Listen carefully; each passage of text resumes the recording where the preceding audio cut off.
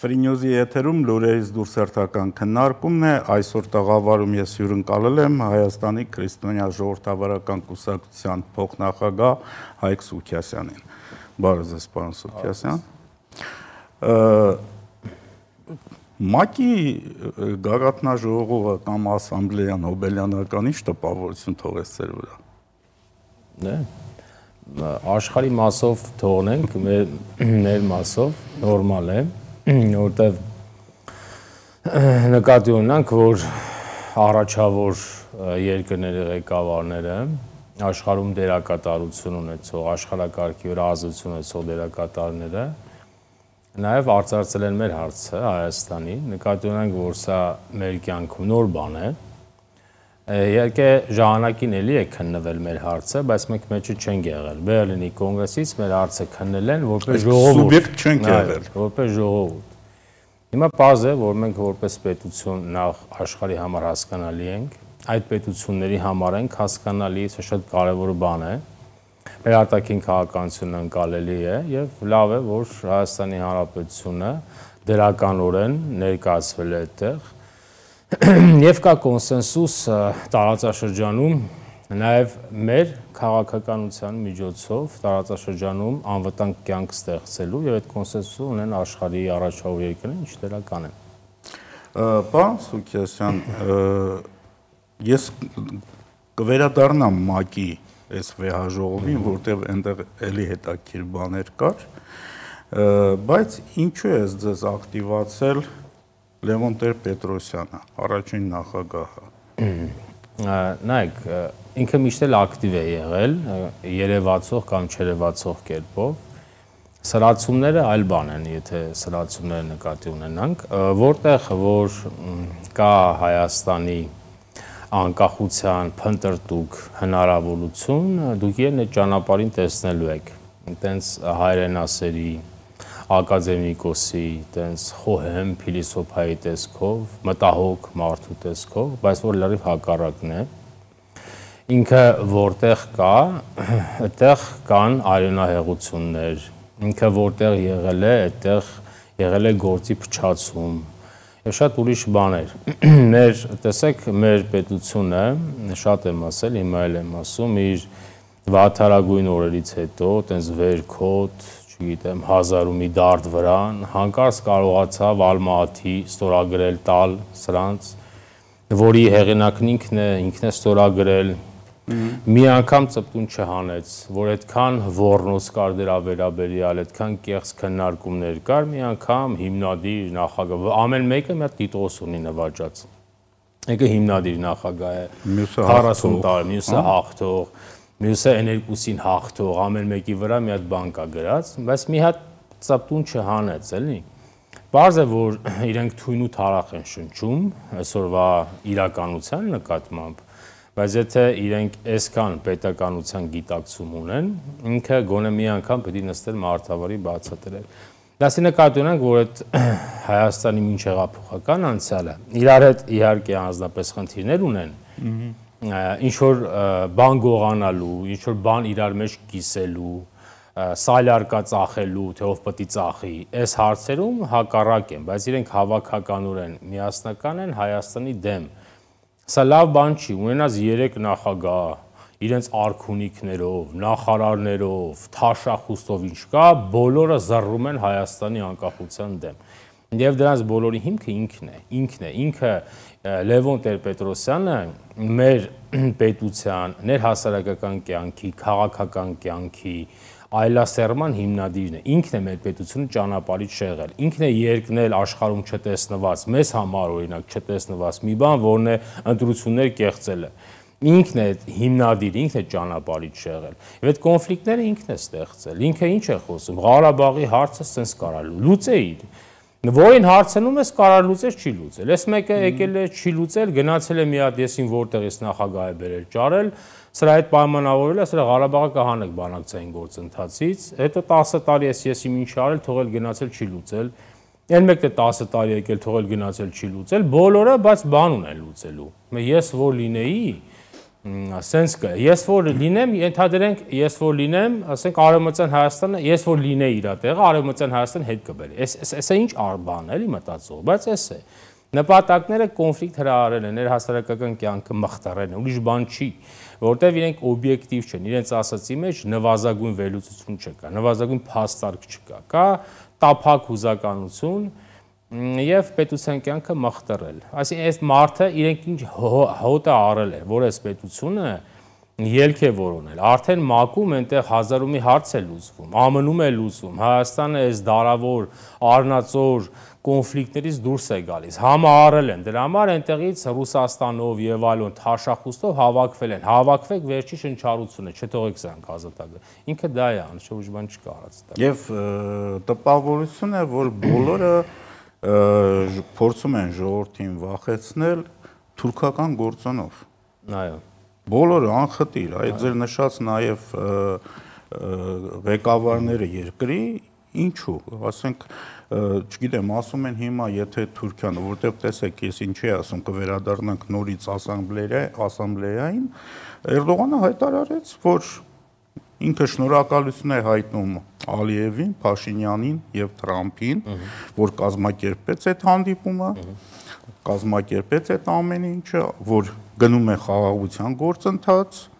իսկ երբ որ Էրդողանն է խոսում արդեն խաղաղության գործընթացից, դա արդեն շատ ավելի հիմնավոր է, քան ասենք Ալիևի ասած նույն բանի մասին, եւ առանձին նշեց նաեւ, որ Հայաստանի հետ է գնում հարաբերությունների կարգավորման գործընթաց, լավ է գնում,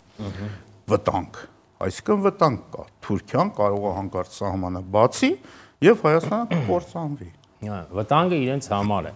որովհետեւ իրենց փորացավը չի լինում, մեծ վտանգ կա։ Հայաստանը իրենց ուզած հայրենիքից փոխվում է եւ մնում է ինքնիշխան պետություն, սա մեծ վտանգ է իրենց համար։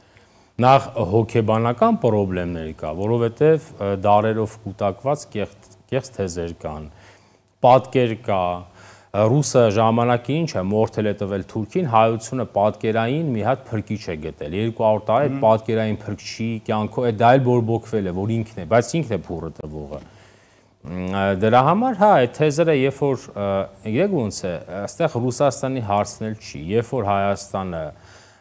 այլ երկ կորոնի, կամ ընդհանրապես անկախությունը պահելու երկ է, որ ինքը անպայմանորեն մեղադրում է թուրքականության մեջ, հանուն Ռուսաստանի, այսինքն որ մի բանել են, բառել են, թե թուրքահպատակ դրանով մեկը որ իրենք են, իրենք թուրքահպատակել են, ռուսահպատակել են։ Բայց հետաքրքիր բան կա, հոգեբանական բան է, էլի։ Այս մարդիկ ըստ էության ստացվում է, իրենք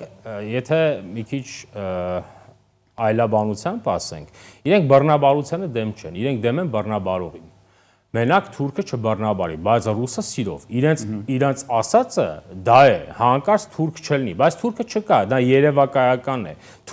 երևակայական չի, բայց թուրքա այսինքն թշնամին էլ պետքա թուրքը լինի։ Անպայման ինքը նշանակված է այն գլխից, որ իրականում եղել է օբյեկտիվ բան կա մեջը, բայց դա բորբոքված վերածած է մտածողության, քաղաքականության, որսի Հայաստանին չթողեն էս մի բևեռից ազատագրվի։ Ղարաբեկիրի բանակը ներխուժում էր Հայաստան, դա օքեյ է, որտեղ թշնամին է, 11-րդ բանակը ներխուժում է Հայաստան, դա արդեն փրկություն է, որին իրենք են հրավիրել։ Եվ եթե այդ բանակը մեր 11-րդ բանակի շարասյունները հայ բոլշևիկների տեսքով մեր բանակը չքայքային, Ղարաբեկիրի բանակը չէր մտնելու։ Իհարկե։ Իրենք են դա արել, այսինքն իրենք հրահրողն են, հրահրում են, պաս են տալիս դրան, գալիս են որպես փրկիչ ներկայանում են Հայաստանի հայության մնացորդները վերցնում, դրա վրա ինչ որ բաներ են։ Այսինքն դրա համար Արագածը մեզ համար սրբազան լեռ չի։ Տեսեք, ես ինչ եմ դա ասում, էլի այլաբանության բանով, Արագածը կարելի ասել Սարդարաբադի ճակատամարտի երկրորդ ամենաուժեղ հատվածն էր։ Իսկան եթե չլներ Արագածը, եթե ապարանը Արագածը, ես այդ ամբողջ բանը նկատի ունեմ, հա, Լեռնաշղթան, Սարդարաբադը չէր լինի։ Այո։ Ճիշտ է, բայց մենք չենք նշում դրա մասին, ոչ էլ սրբազանացնում ենք։ Այո, որովհետև ասել եմ, որ չնշենք, որովհետև մենք կառավարվել ենք, մեր սիմվոլները կառավարվել են, մեր մտածողությունը, աշխարհայացքը կառավարվել է, դրված է թեզեր, հակադրություն, իրենք են այս հակադրությունը առաջացրել, իրականում Արարատ, Արագածի, իրենք են հակադրություն, որտեղ հակադրություն չկա։ Դա մեր մշակույթն է, մեր պատմությունն է, Արարատը մեր սրբազան լեռն է, բայց բերել պրիմիտիվացրել են, դել քաղաքականացել, խփի վրետ, խփի մարմնիտ, որտեղ ուզում ես խփի, Արարատ լեռը հանձնեմ ինքն է, Ռուսաստանն է հանձնել, սովետական միությունը հանձնել է այս բանը, բայց սիմվոլը քեզ նվեր, որտեղ տարխփի կնիքիդ վրա, այլասերի, առաջանա այլասերված սեր սիմվոլների նկատմամբ։ Ես բաներ կա լավ չեմ հասկանում։ Դա ինչ սեր է ընդհանրապես, էլի տանես խփես բանը, ասենք գլխիդ վրա, ինչի համար։ Տանես խփես կնիքի, դա այլասերված սեր է։ Սիմվոլները հոտենց չեն պաշտում։ Դա մեր այստեղ հակադրություն չկա, այդ ամեն ինչը մեր պատմությունն է, մեր մշակույթն է, մեր քաղաքակրթությունն է, Նոյի առասպելն է, ամեն ինչ է, բայց դրան զուգահեռ, ի վերջո ներողություն, որ ընդհատում եմ, Նոյի առասպելը ասեցիք, դա արդեն համամարտկային սրբություն է։ Այո։ Համամարտկային սրբազան լեռ է։ Դա այդ պարագայում ի՞նչ է, մենք պետք է մեղադրենք աշխարհին, որ ասում են սրբազան լեռ, բիբլիական լեռ, որտեղ այնտեղ իջել է Նոյի տապանը։ Այո։ Դե այդ հակադրությունը կա, որպեսզի մեզ պետությունից շեղեն։ Մեր մեջ դրված է, բորբոքված է հայրենիքի հուշը պետությունից հրաժարվելու գնով։ Այդպես է մեզ մոտ դրած։ Հայրենապաշտությունը կա, բայց պետությունը վարի տալով գնանք առաջ, էլի, էս է արված։ Նաև դա սիմվոլներով է արված, սիմվոլները կառավարված է, սիմվոլներով Հայաստանին աշխարհաքաղաքական թեքում է տված դեպի Թուրքիա։ Մեր սիմվոլները քաղաքական են։ Արտաշատ քաղաքը սրբազան քաղաք չի։ Այո, ուղղակի մարզային, ինչ-որ մի հատ քաղաք է։ Արտաշես աշխարհակա, որ Հայաստանի հիմնադիրներից է։ Հայաստանի ամենահզոր մայրաքաղաքներից մեկը։ Տիգրան Մեծի պապիկն է, ինքն է, բայց ինքն է Հայաստանը ստեղծող, Արտաշես աշխարհակա։ Բայց դա չկա, չէ, այտենց այդ սիմվոլներով ինքը ոնց որ հուշահամալիրը արդեն ունեցել ասելու ասեմ։ Ինքը մեր հարցը, ցեղասպանության հարցը, որ արգելել էր խոսելու, սովետական ԽՍՀՄ-ի ձևավորումից արգելված էր ցեղասպանության մասին տառ ասելու, բայց հանկարծ 50-65 թվին ասեց մի հատ հուշարձան, որովհետև Թուրքիա այդ հարց ուներ։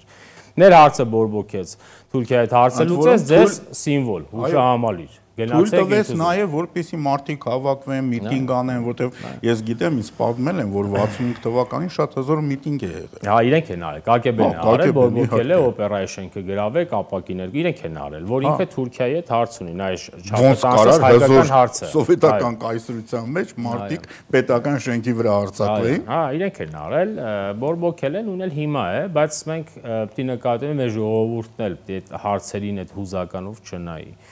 Ամեն ինչ լավ է, դա մերն է, դա մեր սիմվոլն է, մեր պատմությունն է, մեր մշակույթն է, ամեն ինչն է։ Մենք ունենք նաև, բայց ունենք ընդձյուղված մի պետություն, դարերի խորքից եկար, Հայաստանը տրանսֆորմացվել է այսօր մի մանուկ պետության, Հայաստանի Հանրապետությունն է, իր սրբազան սիմվոլներով, սրբազան լեռներով, մենք սա մեր պետականապաշտությամբ մենք պետք է հայրենապաշտություն չգիտեմ, հայրենաս լավ է, ամեն ինչ թող լինի, բայց գլխավորը պետականապաշտություն պետք է լինի։ Մենք մեր պետությանը պետք է կպնենք, բայց իրենք սա ջոկել են, հասկացել են, որ այսօր մենք դրան ենք գնում, ամեն ինչ սիմվոլներով, ամեն ինչ տարվում է պետական մտածողության, հայությանը սուբյեկտայնության։ Դրա համար չթողեք, որտեղ սա նաև գիտակցության փոփոխություն է, սա մենակ բան չի, պետության քաղաքականություն չի, սա ամբողջ ժողովրդի գիտակցության փոփոխությունը դեպի պետականություն։ Դա պետք է մախտարեն, ամեն ինչ էլ պետք է անեն։ Բացապես նայենք, որ Ռուսաստանը իհարկե ինչ է, այլանդակ պետություն է, ժողովուրդների պետությունների գերեզմանատուն է, բանտ է, ամեն ինչ է, բայց դուք դրա պոտենցիալը նայեք, էլի, հələ դուք դրա, ասենք, սա ամբողջ աշխարհի հետ կռիվ է անում, Ուկրաինա, Լեհաստանն է սարսափած, Եվրոպա, բոլորի հետ հարց ունի, բայց Բալկան երկրների հետ այն օրը ոնց է ստացվում դժվար մի քիչ վատ իր համար, դա թողնենք իրենց գործն է, բայց նա այդ պոտենցիալը ունի։ Մենք, Ադրբեջան, Ղարաբաղ, ինչքան կոնֆլիկտներ, ամբողջ աշխարհի չարփելով ման է գալիս։ Դե նկատի ունենք այդ պետությունը ամեն դեպքում այդ ուժը ունի։ չի կարողանում անի, բայց ձգտումն ունի այդ ամեն ինչը անելու։ 100 տարի է աշխարհը խառնելով գալիս է։ Երկնեցին մի հատ դեչո Լենին, ները բոլշևիզմ, բայց ինչու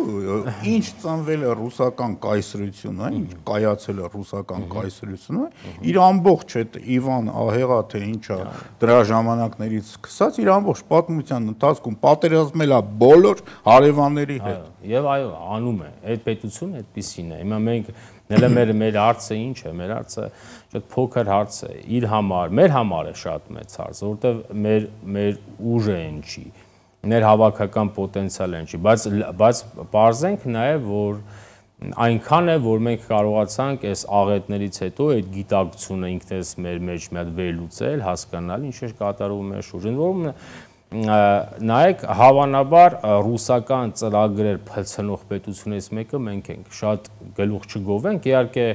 մեզ հետ ողբերգություն եղավ, մեզ հետ մեր գլխին աղետ բերեցին, Ղարաբաղի հարցով էս արեցին, այն արեցին, բայց դուք պատկերացնում եք, եթե հանկարծ ինքը այդ հարցը, մեր հարցը լուծում էր այնպես, ինչպես ինքը ծրագրել էր։ Ինքը Ուկրաինայում միգուցե շատ ավելի ուրիշ արդյունք ունենար, քան ունի հիմա։ Շատ ավելի մեծ ոգեղենությամբ, այլ ուժով, այլ պատկերացումով նետվեր։ Սլավոնական եղբայրությամբ։ Այլ ձևով նետվեր եւ այլ արդյունք ունենար։ Մենք իր ծրագրերը փլցնող պետություններից մեկն ենք եւ սա նաեւ մեր ժողովրդի ձեռքբերումն է, հանուն մեզ, ոչ թե Ռուսաստանի դեմ, եթե պետք է իրենց դեմ էլ, բայց իրենց դեմ չէ, հանուն մեզ։ Ես հիշում եմ խորհրդային տարիներին Գորբաչովյան պերեստրոյկայի ժամանակ, երբ որ արդեն սկսվեց փլուզումը, ակնհայտ երևում էր սովետական միության փլուզումը, մի մուլտֆիլմ էին նկարել Արևմուտքում, որտեղ գլխավոր հերոսը Գորբաչովն էր, ձեռքին մուրճ ու մեղ, կարող է դուք էլ տեսած լինեք դա, ուրեմն Միջին Ասիայում ինչ որ բան է լինում, քարտեզն է, ինքը վազում է այնտեղ մեղով մխում ամրացնում է, հետո սկսում է շարժվել ինչ որ Չեչնիայում, մի ուրիշ տեղ գնում մեղում ամրացնում, հետո Բալթյան երկրներում էլ գնում մեղում ամրացնում, գալիս է արդեն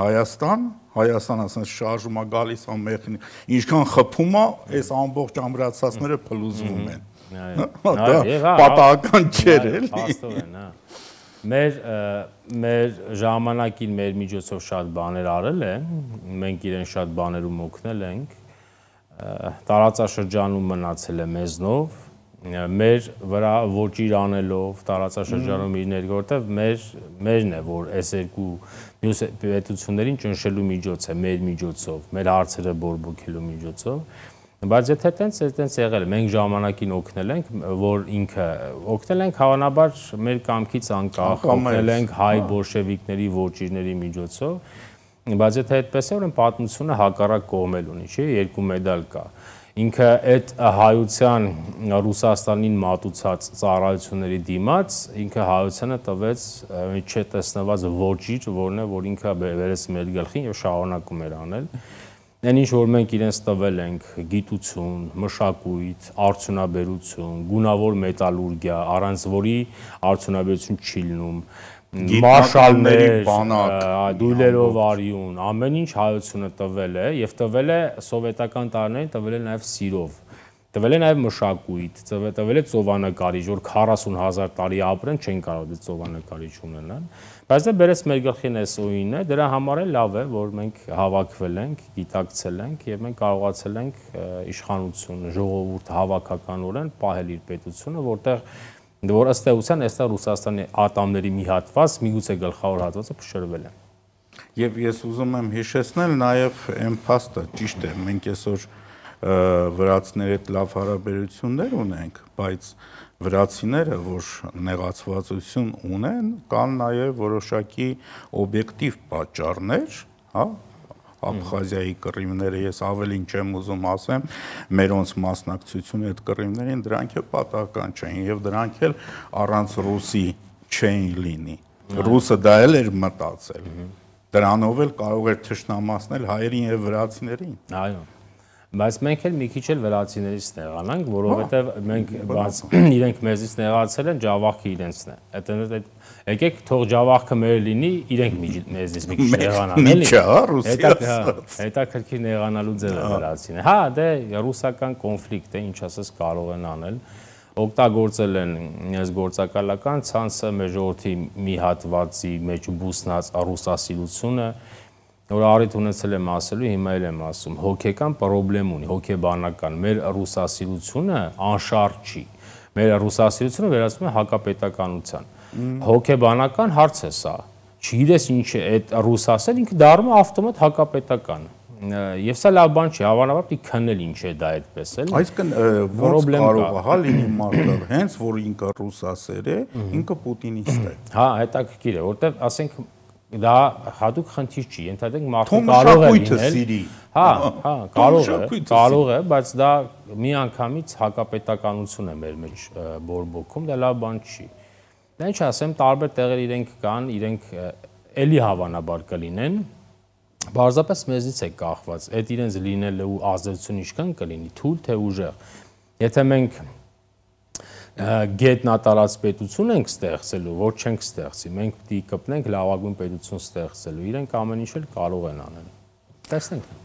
Եվ իհարկե սկզբում դուք հիշատակեցիք, ես ուզում եմ ուղղակի մեր հեռուստադիտողներին ավելի սևեռեմ հենց այդ փաստի վրա, որ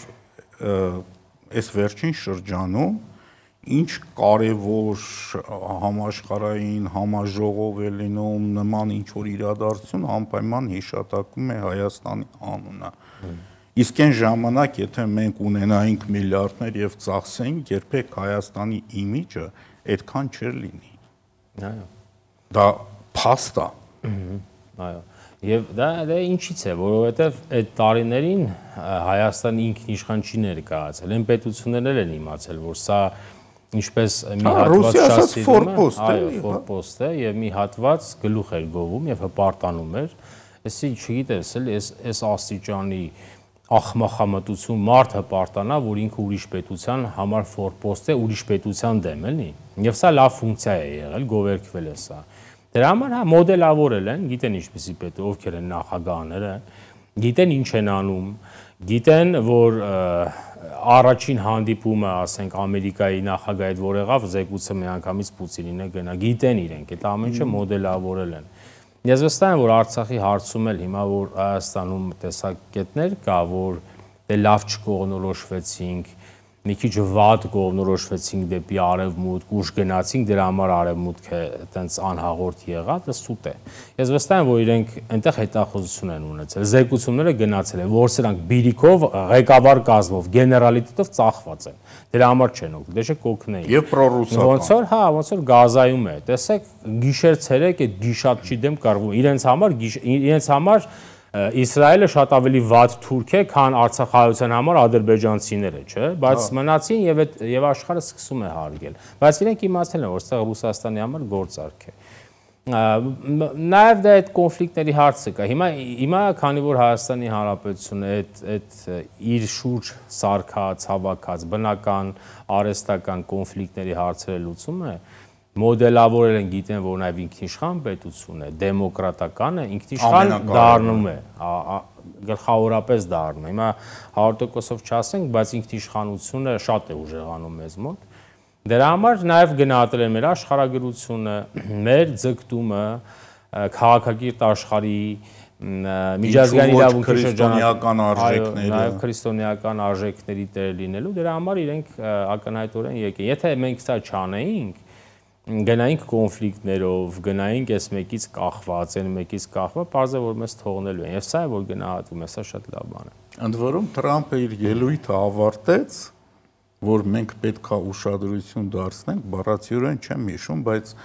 ամենակարևոր հանգամանքը իր համար, որ ինքը նշեց, այն փաստը, որ ամենահալածված կրոնը աշխարհում դա քրիստոնեությունն է։ Դա պատահական բան չէր։ Եվ պատահական ակնարկ չէր։ Այո, եւ հա, դա մեկ, դա նշանակում է, որ քրիստոնեական բարոյականությունը, քրիստոնեական արժեհամակարգը իրենք վերադարձնում են արտաքին հարաբերությունների մեջ, եւ սա շատ լավ բան է։ Իհարկե դա միշտ ձեռ է առնվել, դա միշտ քննադատվել է, որ միջազգային հարաբերությունները գլխավորապես քաղաքական ռեալիզմի շրջանակներում, բայց այդպես չի։ Պետություններ կան, որ արժեքները շատ են գնահատում, դրանցից մեկը ինքն է, ԱՄՆ-ն է, այսօրվա նախագահի գլխավորությամբ, Նաև գնահատանքն է հավանաբար քրիստոնեական արժեքների համար մաքարած ժողովուրդներին, մաքարած պետություններին, որովհետև այդ պահողներից գլխավորապես մեկն էլ մենք ենք, հավանաբար ամենա դե լավ է, սա գնահատելի է եւ մենք պետք է կարողանանք հիմա ոչ թե գետնի տակից կաթողիկոսի Տիտոսը նվաճած մեկին ուղարկենք Պուտինից մեդալ ստանա քրիստոնեական քաղաքակրթության ակունքներից մեկն է, չէ, Հայաստանը։ Մենք առաջի ժողովուրդը չենք, բայց պետականորեն առաջինն ենք, չէ, քրիստոնեությունը ընդունել։ Ոչ թե պետք է կոնֆլիկտներ հրահարի այս մարդը, ոչ թե քրիստոնեության արժեքները ոտնահարի, ոչ թե տերորիստի Տիտոս նվաճած սառեցրածներ արտադրի շպրտի փողոց, այլ այս մշակութային քաղաքակրթական հարստությունը աշխարհին ներկայացնի, չէ։ Նա եթե իրենք մարդ լինեին, վստահ եղեք, որ մեր կաթողիկոսին իրենք կընդունեին որպես աշխարհի առաջի քրիստոնեական պետություն, որպես հազար ու մի քրիստոնեության լույսը Հայաստանից է գնում, չէ։ Նաև ինքը մեր կաթողիկոսն էլ դիմեր իրենք ընդունեին շատ հարցերով, չէ, որտեղ մշակույթներն էլ է շատ կարևոր։ Եթե օրինակ պետության ուժը տեղը չի, բայց քաղաքակրթությունը շատ բարձր է, դու աշխարհի հետ նաև կարող ես քաղաքակրթական հարազատությամբ մոտենալ, չէ։ Բայց նրանց նպատակը է ամեն ինչ ծածկել, փչացնել։ Բայց մենք այդ հարցն է դրված, որ ինքն էլ պետք է փոխվի հանուն քրիստոնեության, փոխվի հանուն Հայաստանի, փոխվի հանուն Աստվածաշնչյան Հայաստանի, որտեղ իրենք մտել են մեր եւ Աստծու մեջ, մեր հարաբերությունները փչացում են իրենք 200 տարի էլի, ես էլ պետք է մաքրվի եւ եթե դա կլինի, ապա Հայաստանի պետականության հիմքերը շատ կամրանան։ Եվս մի շատ կարևոր հանգամանք մեր իպատի մեր ժողովրդի եմ ես սա ասում, մեր ժողովուրդը երբեք չի հաշտվել դիկտատուրայի հետ։ Իսկ դիկտատուրան դա ենթադրվում է, սկսած նորանկախ Հայաստանի հենց պատմությունից, մինչև մեր օրերը, այդ ամեն ինչի գլխին եղել է Կրեմլի մամլիչը, բայց այս ժողովուրդը քանի անգամ է ընդվզել։ Հիշենք բոլորի օրոք, Լևոն Տեր-Պետրոսյանի օրոք, Ռոբերտ Քոչարյանի օրոք, Սերժ Սարգսյանի օրոք, համարյա բոլոր համապետական ընտրություններից հետո եղել է համապետական ընդվզում։ Այո։ Ճիշտ է, նախ անարդարության դեմ է ընդվզումը եղել։ Բայց նաև հանուն ժողովրդավարության։ Հա, հանուն ժողովրդավարության, որտեվ նախ քրիստոնեություն ինքը ժողովրդավարական, դեմոկրատական կրում է։ Մենք օրինակ մինչև ցեղասպանությունը եթե նայենք, մեր կաթողիկոսը համապետական համաժողովրդական ընտրությամբ է ընտրվել։ Հետո դրանից հետո է փակվել։ Այսինքն մեր եկեղեցին էլ մաքուր դեմոկրատական ինստիտուտ է։ Մեր թաղապետերն են ընտրվել, այո, գյուղապետերն են ընտրվել այն ժամանակներում դեռ։ Դե հետագայում խնդիրներ առաջացան, այլասերվեց ընտրության ինստիտուտը, ընտրություն անելու փիլիսոփայությունը այլասերվեց, որտեվ նայեք ընտրությունը մարդու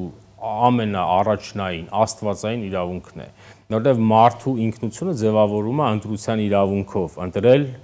ինչ հագնել, ինչ չհագնել, ինչ երաժշտություն լսել, ինչ չլսել, ում ընտրել, ում դրանով ձևավորվում է մարդու ինքնությունը, չէ։ Իրենք այդ մարդու ինքնություն ձևավորող ինստիտուտը փչացրեցին, այսինքն շատ են իրենք այլասերել։ Հա, բայց իհարկե մենք դիկտատուրային հակում չունենք։ Իհարկե ինչ որ մի պահ եղել է, օրինակ առաջին հանրապետությունը եթե վերցնենք, Արամ Մանուկյանի մեր ժողովուրդը դիկտատոր է ընտրել։ Բայց դա իրադրություն է, հա, ընտրել են դիկտատոր, հետաքրքիր բան է։ Մեր միակ առաջի ժողովուրդն է կամ երկրորդը, որ ԽՍՀՄ-ի դիկտատուրա տապալեց։ Փետրվարյան հեղափոխություն օր 21 օր դիմացել ենք, մեկ լեհերն են արել, լեհերը 7 օր են դիմացել, 21 օր դիմացել ենք։ Այդ ԽՍՀՄ պատկերացնում եք, դա տապալեց։ 11-րդ բանակ։ Այո, դա ինչ ուժ է։ Այսինքն ինչքան ներքին պոտենցիալ ունի, եւ եթե մենք կարողանանք այդ ներքին պոտենցիալը ուղղել դեպի պետականաշինության, ապա մեր ռեսուրսը շատ մեծ է եւ մենք շատ ավելի պրոգրեսիվ, անվտանգ եւ քաղաքակիրթ պետություն կարող ենք ստեղծել, քան որ է այն ինչ որ գովազդում են սրա նրա լծի տակ ապրել էլի։ Դա եք հարցը գիտեք որն է։ Դες մոտ անվտանգության խնդրը շատ է բերվել բնազդի մակարդակի, կենթանական մակարդակի, այդքան է հասցվել անվտանգությունը։ Եվ ֆիզիկական անվտանգության, հոգեվոր անվտանգության հարց, ոչ մի բան չկա, կա միայն ֆիզիկական վախի վրա ստեղծած անվտանգության մոդել, ավտոմատ ինչ որ մեկին հանձնվելու կոնցեպցիայի շրջանակներում, բայց դա լավ է, որ այդ ամեն ինչը փլվում է, որտեվ կեղծ է, որտեվ եթե կեղծ չլիներ, միգուցե աշխատեր, որտեվ հիմքից է կեղծ է։ Դա ինչ ասեմ, պրոցեսներ են, մենք դի գնանք այդ ճանապարհով եւ Հայաստանի համար լուսավոր ճանապարհներ են բացվում։ Շատ լավ վերջաբաներ, ես սրանով էլ արդեն ավարտենք մեր զրույցը, շնորհակալություն։ Խնդրեմ։ Վերջում հիշեցնեմ, որ տաղավարում հյուրընկալվել է Քրիստոնյա ժողովրդավարական կուսակցության փոխնախագահ Հայկ Սուքիասյանը, ամեն բարիք ձեզ։